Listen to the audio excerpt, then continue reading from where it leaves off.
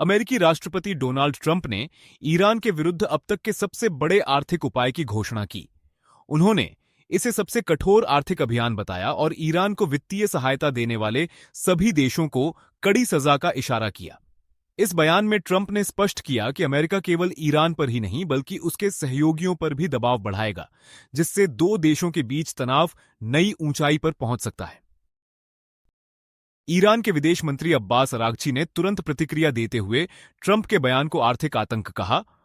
उन्होंने कहा कि यह अमेरिकी नीति अपने ही आर्थिक संकट को छुपाने की कोशिश है और इससे न केवल ईरान बल्कि वैश्विक बाजार भी प्रभावित होंगे।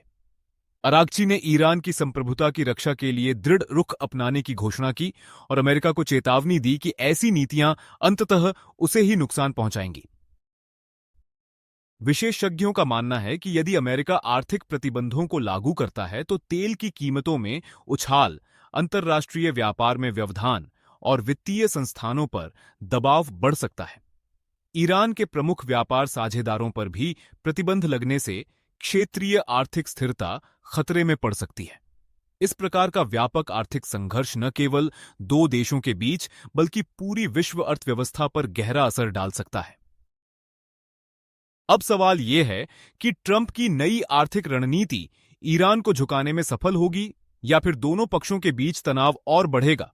कई विश्लेषकों ने कहा है कि कूटनीति के बिना आर्थिक दबाव केवल प्रतिरोध को और सुदृढ़ कर सकता है।